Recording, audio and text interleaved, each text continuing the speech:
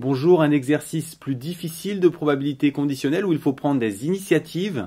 C'est l'exercice dur du DS ou un exo de concours pour école d'ingénieur ou école de commerce.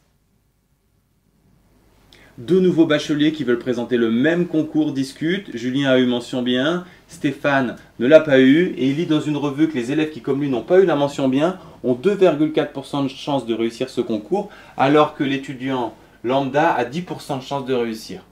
Alors il fait un calcul rapide, 10 divisé par 2,4 et il dit à son copain, tu as de la chance, tu as 4 fois plus de chance que moi de réussir. En fait, c'est plus compliqué. Ce qu'oublie Stéphane, c'est qu'un étudiant comme Julien qui a eu une mention bien a beaucoup plus de chances de réussir le concours qu'un élève quelconque. Si on note C, réussir le concours, et B, avoir une mention bien ou très bien, la chance de réussite d'un élève qui a eu une mention bien va se noter P2 C sachant B. Et c'est cette probabilité qu'il faudra utiliser pour le calcul qui compare les chances de réussite des deux copains. Pour calculer la probabilité de réussir au concours, sachant qu'on a une mention bien, on va construire un arbre. On a une information directe sur C, mais aussi une information directe sur B. Donc on pourrait commencer l'arbre soit par B, soit par C.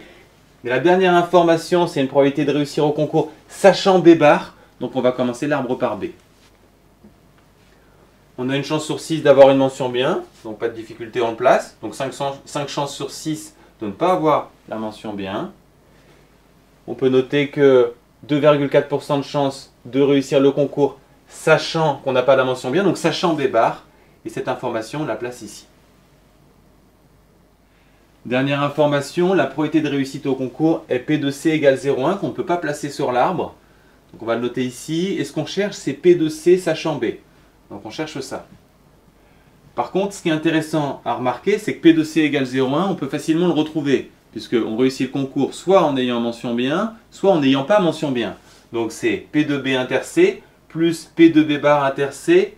Et ce qui est pratique, c'est que celui-là, on peut le calculer, puisque c'est 5 sixièmes fois 0,024.